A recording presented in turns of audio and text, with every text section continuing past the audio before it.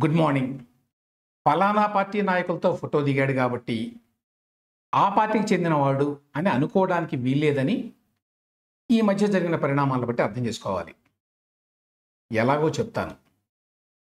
జగన్ దెబ్బకి సింగపూర్ వాళ్ళు ఎంత భయపడ్డారంటే స్టార్టప్ సిటీ ప్రాజెక్టుని రివైవ్ చేసేటువంటి అవకాశమే లేదు అని చెప్పారట. ఆ వివరాలు తెలుసుకుందాం. 2019-24 మధ్యకాలంలో జగన్ ప్రభుత్వం అవినీతి అక్రమాల మీద సిబిఐ, ఈడీ లాంటి కేంద్ర ప్రభుత్వ సంస్థలతోటి దర్యాప్తు జరపాల్సిన అవసరం ఏముంది అని ఏపీ హైకోర్టు ప్రశ్నించింది. ఎందుకో వివరిస్తాను. జగన్ అంతమొందించడానికి అమెరికా నుంచి 200 మంది షార్ప్ షూటర్లు వచ్చారని మెట్రో రైల్లో ఎవరు అనుకుంటుంటే విని దాన్నే టీవీలో ప్రోగ్రాం కింద మార్చాను అని ఆ జర్నలిస్టు పోలీసులకు చెప్పారు. మన జర్నలిజం ప్రమాణాలకి ఇదొక మచ్చు తునకగా చూడాలా. ఆగస్టు 3, 2025 నాటి ఈ వార్తా విశేషాలని, వాటి విశ్లేషణని చూద్దాం. వీడియో కింద డిస్క్రిప్షన్లో టైం స్టాంప్స్ ఉన్నాయి. కావలసిన టాపిక్లోకి నేరుగా వెళ్ళిపోవచ్చు. ఇక వివరాలకు వెళదాం.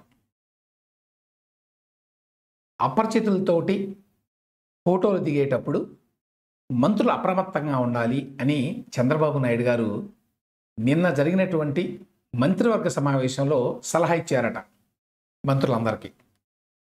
ఎవరంటే వాళ్ళు వచ్చి ఫోటోలు తీసుకొని మన పక్కన నిలబడి దొంగ సాక్ష్యాలు సృష్టించేటువంటి ప్రయత్నాలు చేస్తున్నారు. ఎవరు వస్తున్నారో ఎవరు ఫోటో దిగుతున్నారో తెలియదు కాబట్టి మీరు కొంచెం అప్రమత్తంగా ఉండండి అని చెప్పాట ఆయన.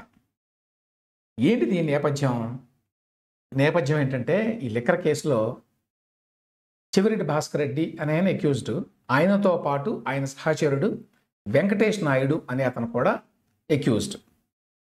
వెంకటేష్ నాయుడిని పట్టుకున్న తర్వాతనే చాలా వివరాలు తెలిసినాయి చెవిరెడ్డి భాస్కర్ రెడ్డికి సంబంధించి లిక్కర్ కేసులో అతని పాత్ర గురించి. అందువల్ల ఈయన చెవిరెడ్డి భాస్కర్ రెడ్డికి సన్నిహితుడు, తద్వారా వైసీపీలో కూడా ఉన్నాడు అనేటువంటి వార్తలు వచ్చినాయి. కొన్ని ఫొటోస్ కూడా వచ్చినాయి. దీని మీద వెంటనే వైసీపీ కానివ్వండి, సాక్షి మీడియా కానివ్వండి, వాళ్ళు కౌంటర్గా కొన్ని ఫొటోస్ వేశారు. అదేంటంటే అంతకుముందు ఈయన ఒక ప్రైవేట్ జెట్లో ప్రయాణిస్తున్నట్టు ఉంది. ఇతనికి సంవత్సరానికి 5 లక్షలు కూడా ఆదాయం లేదు అని చెప్పి అంతకుముందు ఎఫిడవిట్ ఇచ్చాడు. అట్లాంటి వ్యక్తి ప్రైవేట్ జెట్లో ఎట్లా ప్రయాణిస్తున్నాడు? అతను ఏ విధంగా ప్రభుత్వ అధికారిక కారులో, బొగ్గ కారు అంటారు కదా, ఆ కారులో తిరుగుతున్నాడు?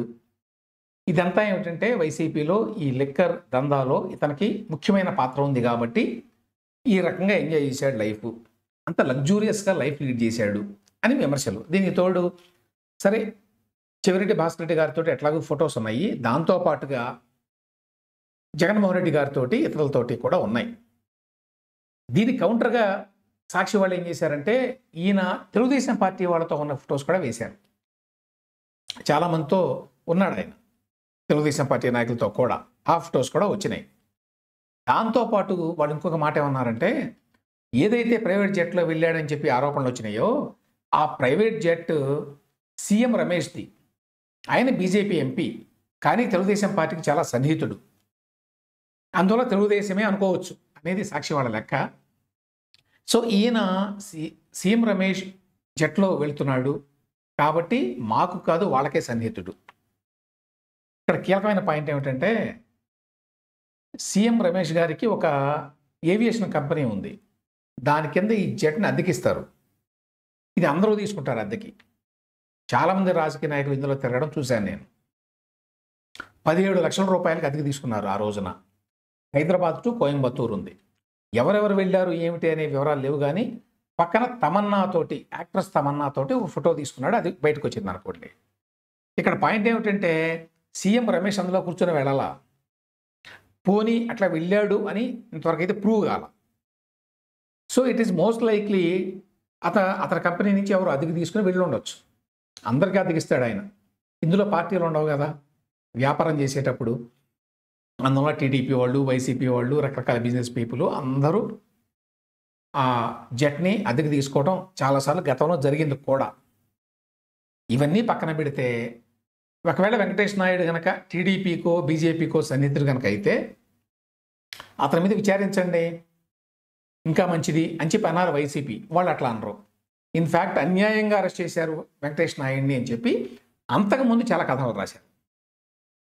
ఎందుకంటే చెవిరెడ్డి భాస్కర్ రెడ్డికి అతను చాలా సన్నిహితుడు కాబట్టి. ఎంత సన్నిహితుడు అంటే ఒంగోలులో Chevireddy Bhaskar Reddy YCP MP ticket మీద పోటీ చేసినప్పుడు తన డమ్మీ అభ్యర్థిగా ఇతను పెట్టాడు.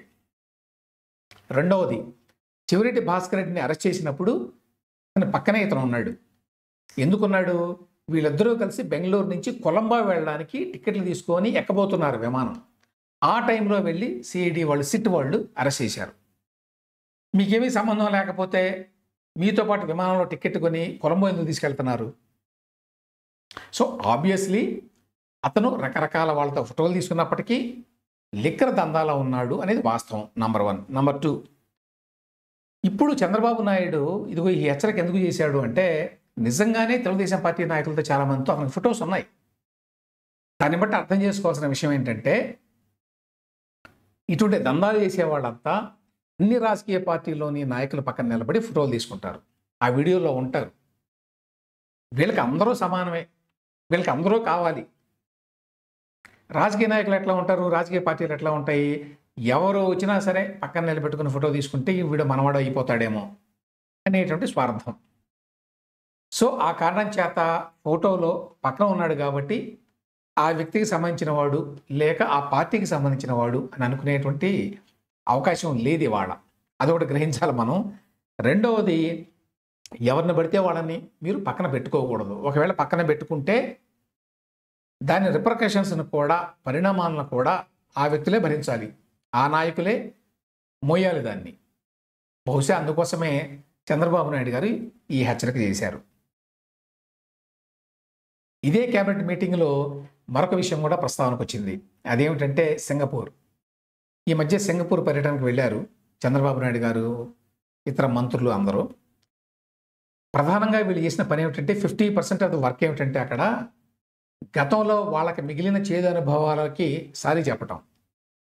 ఎందుకంటే జగన్మోహన్ రెడ్డి ఉన్నప్పుడు ఆ స్థాయిలో మరో దేశానికి చెందిన ప్రభుత్వంలో ఉన్న అధికారుల్ని, మంత్రుల్ని కూడా ఇబ్బంది పెట్టాడు.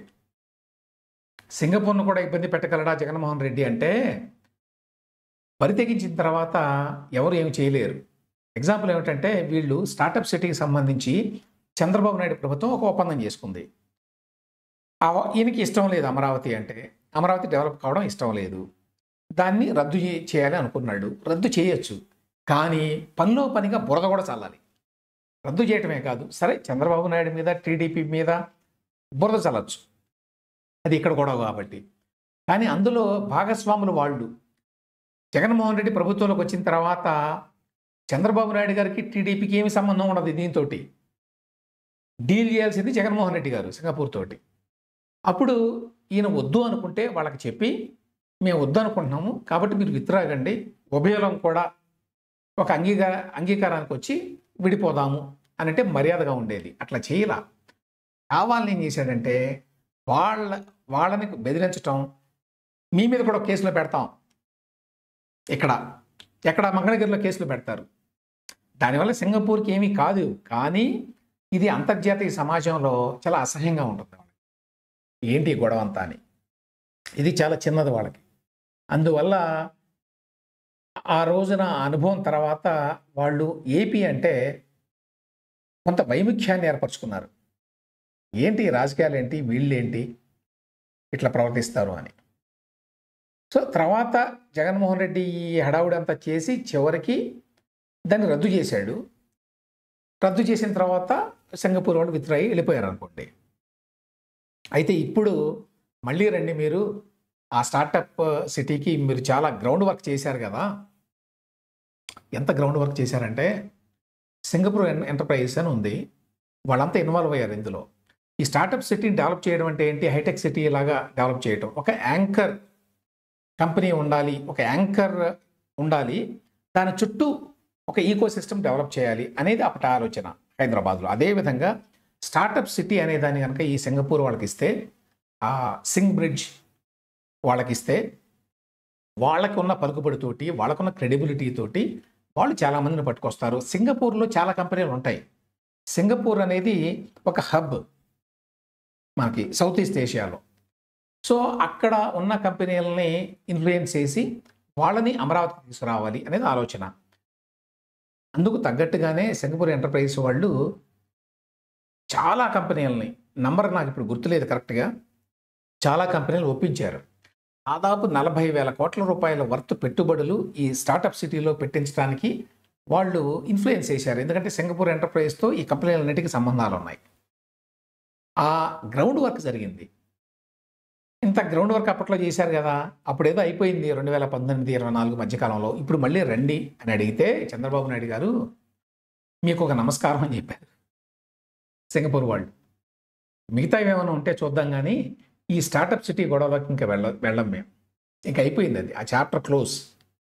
ఇంకా వేరే రకంగా ఏమన్నా మేము సాయం చేయగలమా, వేరే రకంగా ఏమన్నా మన ఇద్దరం కలిసి పనిచేయచ్చా అనేది ఆలోచిస్తాం. ఆ చేదు అనుభవాన్ని వాళ్ళు మర్చిపోలేకపోతున్నారని చెప్పి చంద్రబాబు నాయుడు గారే నిన్నటి ఈ మంత్రివర్గ సమావేశంలో మిగతా మంత్రులందరికీ చెప్పాడు. అయితే ఇతరత్ర మీతో ఏమైనా కలిసి పనిచేయడానికి అవకాశాలు ఉంటే మేము పరిశీలిస్తామన్నారట. నవంబర్ 14-15 తేదీల్లో విశాఖపట్నంలో చంద్రబాబు నాయుడు గారి ప్రభుత్వం మళ్ళీ గతంలో లాగా పార్ట్నర్షిప్ సమ్మిట్ అని పెడుతున్నారు పెట్టుబడులను ఆకర్షించడానికి. సో ఆ నవంబర్ 14-15 తేదీల్లో జరిగేటువంటి ఈ భాగస్వామ్య సదస్సులో మీరు పాల్గొనండి అని చెప్పి ఈయన రిక్వెస్ట్ చేశాడు. దానికైతే వస్తాము అన్నారట. వస్తారో రారో చూడాలి. దాన్ని బట్టి జగన్మోహన్ రెడ్డి గారు ఏ స్థాయిలో సింగపూర్ వాళ్ళని బెదిరించాడు, బెదరగొట్టాడు అనే విషయం అర్థమవుతుంది మనకి. పోయిన వారం ఒక ఢిల్లీ లాయర్ జగన్మోహన్ రెడ్డి గారి మీద కేంద్ర సంస్థలతోటి, అంటే సిబిఐ, ఈడీ లాంటి సంస్థలతోటి ఒక విచారణ బృందాన్ని ఏర్పాటు చేయాలి. 2019-24 మధ్యకాలంలో ఆయన ప్రభుత్వం చాలా అక్రమాలకి, అవినీతికి పాల్పడింది అని ఇప్పుడు వచ్చిన కూటమి ప్రభుత్వం వరుసగా శ్వేతపత్రాలు రిలీజ్ చేసింది. వాటి ప్రాతిపదిక మీద వాటిని లోతుగా దర్యాప్తు చేయడం కోసం ఈ కేంద్ర ప్రభుత్వ సంస్థలతోటి ఒక బృందాన్ని ఏర్పాటు చేయాలి, ఒక సిట్ని ఏర్పాటు చేయాలి, స్పెషల్ ఇన్వెస్టిగేషన్ టీమ్ని అని ఢిల్లీ లాయర్ మెహక్ మహేశ్వరి ఒక బిల్లు వేశాడు. ప్రజా ప్రయోజన వ్యాజ్యం లాస్ట్ వీక్ వేస్తే అది నిన్న హీరింగ్కి వచ్చింది. ఆ లాయర్ పేరు మెహక్ మహేశ్వరి. ఎవరు ఇతను అని చెప్పి మనం చెక్ చేస్తే ఇంటర్నెట్లో తెలిసింది ఏమిటి అంటే, ఈయన సుబ్రహ్మణ్య స్వామి టీంలో ఉన్నట్ట గతంలో. ఈయన గతంలో చార్టెడ్ అకౌంటెంటు, ఆ తర్వాత లాయర్గా చదువుకొని మళ్ళీ లాయర్గా అవతారం ఎత్తాడు. ఆ సందర్భంలో సుబ్రహ్మణ్య స్వామి చాలా కేసులు వేస్తుంటాడు కదా, అందులో సోనియా గాంధీ గారి మీద ఒక కేసు ఉన్నది, నేషనల్ హెరాల్డ్ కేసు. ఆ కేసులో సుబ్రహ్మణ్య స్వామి టీంలో ఆ లాయర్లో ఈయన కూడా ఉన్నాడు. సో ఆ రకంగా సుబ్రహ్మణ్య స్వామికి అసోసియేట్ అనుకోవచ్చు గతంలో, ఇప్పుడు కాదు. కానీ మరి ఈయన ఇంట్రెస్ట్ ఏమిటి ఇందులో అనే విషయం మనకు తెలియదు. ఎందుకంటే సుబ్రహ్మణ్య స్వామి జగన్మోహన్ రెడ్డి గారికి సన్నిహితుడు. మరి అటువంటి నేపథ్యంలో ఈయన ఎందుకు జగన్ మీద ఈ కేసు వేస్తున్నాడు అని తెలియదు. అయితే నిన్న హీరింగ్కి వచ్చినప్పుడు ఏపీ హైకోర్టు న్యాయమూర్తులు, ప్రధాన న్యాయమూర్తి బెంచ్ ఇది, ఆయన ఏమడిగారంటే, ప్రధాన న్యాయమూర్తి, ఆల్రెడీ స్టేట్ గవర్నమెంట్ సిట్ వేసింది కదా, లిక్కర్ కేసు ఇతర కేసులు అన్నీ కూడా దర్యాప్తు చేస్తున్నారు కదా, ఇప్పుడు మరి కేంద్ర సంస్థల అధికారులతోటి కొత్తగా మళ్ళీ సిట్ ఏర్పాటు చేయాల్సిన అవసరం ఏముంది? ఒకటి. రెండవది ఏంటంటే, గవర్నమెంట్ వైట్ పేపర్స్ రిలీజ్ చేసింది. On the basis of those white papers మీరు ఇప్పుడు విచారణ బృందాన్ని, సిట్ని ఏర్పాటు చేయండి అంటున్నారు.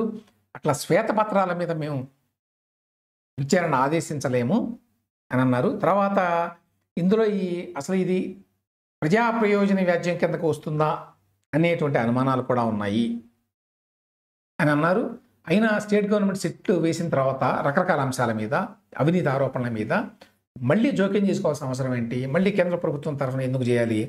స్టేట్ గవర్నమెంట్ ఏమన్నా స్లోగా చేస్తుందా, లేదు జగన్మోహన్ రెడ్డి గారితో కొమ్మక్క ఏమైనా చేస్తుందా అని చెప్పి వాళ్ళు కొన్ని ప్రశ్నలు అడిగారు.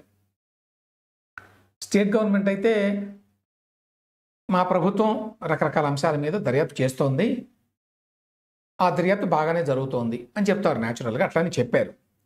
సో దీని మీద ఫైనల్గా ధర్మాసనం ఏమందంటే, మీరు ఈ పిల్ దాఖలు చేసిన విధానం మీద మేము సంతృప్తిగా లేము.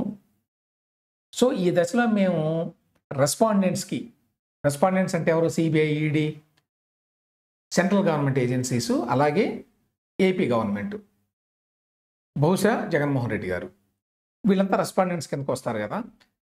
ఈ రెస్పాండెంట్స్కి మేము ఈ దశలో నోటీసులు కూడా ఇవ్వడానికి ఇష్టపడడం లేదు. అందువల్ల ముందు ప్రభుత్వం ఇప్పుడు ఏం చేస్తోంది అనే విషయం మీద ఏపీ గవర్నమెంట్ మాకు వివరాలు సమర్పించాలి అని ఆదేశాలు ఇచ్చారు.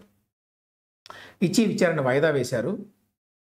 ఫిబ్రవరి 11కి మళ్ళీ ఈ కేసును వాయిదా వేశారు. అప్పుడు ఏ రకమైన నిర్ణయం తీసుకుంటారో చూడాలి. ఈ మధ్యనే 99 టీవీలో కథనం వచ్చింది. దాని గురించి మనం మాట్లాడుకున్నాం కూడా ఈ మార్నింగ్ న్యూస్ అనాలిసిస్లో. అదేమిటంటే, పత్రి వాసుదేవన్ అని చెప్పి సీనియర్ జర్నలిస్టే, అతను ఒక ప్రోగ్రాం చేశాడు. ఏమిటి? జగన్మోహన్ రెడ్డి గారిని అంతమొందించడానికి అమెరికా నుంచి 200 మంది షార్ప్ షూటర్లు వచ్చారు, తిరుగుతున్నారు, రెక్కీ చేస్తున్నారు అని. అది ఎంత ఫెంటాస్టిక్ కథనం, ఎంత ఇమాజినేటివ్ కథనం అని చెప్పి మాట్లాడుకున్నాం. దాని మీద ఎవరో కేసు పెడితే పోలీసులు నోటీసులు ఇచ్చారు. 41A కింద ఇస్తారు ముందు ప్రశ్నించడం కోసం. అయితే ఆయన అప్పుడు అందుబాటులోకి రాలేదు, అటెండ్ కూడా కాకపోతే 99 టీవీ యాజమాన్యం కూడా రియాక్ట్ అయింది దాని మీద. వాళ్ళు కూడా సీరియస్గా రియాక్ట్ అయ్యారు. ఇతను ఇట్లా ఈ నల్లపాడు పోలీస్ స్టేషన్కి వచ్చి పోలీసుల ముందు హాజరు కాలేదని. అయితే ఇప్పుడు ఆయన వెళ్ళి హాజరయ్యాట నిన్న. హాజరైనప్పుడు ఏంటి ప్రాతిపదిక మీరు ఈ కథనం రాయడానికి? ఇది చాలా సీరియస్ ఇష్యూ కదా, చాలా స్పెసిఫిక్స్ చెప్తున్నారండి. ఒకటి అనుమానం రావచ్చు చాలామందికి, ఏమంటే మన మీడియాలో, టీవీలో కావచ్చు, యూట్యూబ్లో కావచ్చు, పత్రికల్లో కావచ్చు, ఇష్టారాజ్యంగా స్పెక్యులేటివ్ న్యూస్ వేస్తారు కదా. 70% స్పెక్యులేషనే కదా. ఈయనొక్కడనే పాపం ఈ పత్రి వాసుదేవన్ గారికి నోటీసులు ఇవ్వడం ఏంటి, పిలవడం ఏంటి అంటే, జనరల్గా వేగ్ ఆరోపణలు చేస్తూ ఉంటారు, లేక వేగ్ విషయాలని వాస్తవాలుగా చెప్తూ ఉంటారు. స్పెసిఫిక్స్ చెప్పినప్పుడు, ఆ చెప్పిన విషయం యొక్క పరిణామాలు తీవ్రంగా ఉన్నప్పుడు సహజంగానే అది ఇటువంటి కేసుగా మారేటువంటి అవకాశం ఉంటుంది. జగన్మోహన్ రెడ్డి గారిని అంతమొందించడానికి 200 మంది షార్ప్ షూటర్లు వచ్చి తిరుగుతున్నారు అనేది చాలా స్పెసిఫిక్ ఎలిగేషన్ అన్నమాట. చాలా స్పష్టమైనటువంటి ఒక అంశం. అంటే బల్ల గుద్ది చెప్తున్నట్టు, అట్లా అనుకుంటున్నారు, ఇట్లా ఎవరో చెప్పారు అని కూడా కాదు, నేరుగా ఆయన చెప్తున్నాడు. దానివల్ల చాలా పరిణామాలు ఉంటాయి. మరి ఆయన ప్రాణానికి ప్రమాదం వస్తే ఎవరు బాధ్యులు అనేది ఒకటి. దానివల్ల రాజకీయ పరంగా కూడా దాని ఫాలో అవుట్ ఉంటుంది. ఆయనకి రాజకీయ ప్రత్యర్థులు ఉన్నారు. ఈ ప్రత్యర్థుల్లో ఎవరైనా ఈ ప్రయత్నం చేస్తున్నారా, లేక వేరే కారణాల వల్ల చేస్తున్నారా? వెంటనే అది పోలీస్ నోటీసులోకి వెళ్తుంది. పోలీసులకి బాధ్యత కూడా ఉంటుంది. సో ఆ కారణం చేత అడిగారు. అడిగితే వాసుదేవన్ గారు ఏం చెప్పారో ఇవాళ పత్రికల్లో వచ్చింది. ఏం చెప్పారంటే, నేను హైదరాబాద్లో మెట్రో ట్రైన్లో ప్రయాణిస్తుంటే పక్కన ఇట్లా మాట్లాడుకుంటుంటే విన్నాను, దాన్ని నేను టీవీలో ఒక ప్రోగ్రాం కింద మార్చాను అని చెప్పాట ఆయన. మెట్రో టీవీలో ఎవరో రోజు తిరిగేటువంటి పాసింజర్స్ ఏదో మాట్లాడుకుంటే దాన్ని బేసిస్గా ఇంత సీరియస్ అంశాన్ని ఒక ప్రోగ్రాముగా చేయడము అంటే మన జర్నలిజం ప్రమాణాలు ఎలా ఉన్నాయి, వీటి ఆధారంగా ఇవాళ మన జర్నలిస్టులు మాట్లాడుతున్నారు అర్థం చేసుకోవచ్చు. ఇది బాధ్యతారాహిత్యం, ఇది అన్ప్రొఫెషనల్, ఇది ఇమ్మెచ్యూర్. నేను గతంలోనే చెప్పినట్టు ఇలా చెప్పటంలో, ఇట్లాంటి ప్రోగ్రాం చేయడంలో ఈ పత్రి వాసుదేవన్కి ప్రత్యేకంగా దురుద్దేశాలు ఏమి ఉండకపోవచ్చు. కానీ అన్ప్రొఫెషనల్గా, బాధ్యతారాహిత్యంగా మనం ఏం మాట్లాడుతున్నామో దాని పరిణామాలు ఎట్లా ఉంటాయి అని అర్థం చేసుకోకుండా పబ్లిక్లో మాట్లాడితే వచ్చేటువంటి సమస్యలు ఇవి వాటి వార్తలు, వాటి విశ్లేషణ.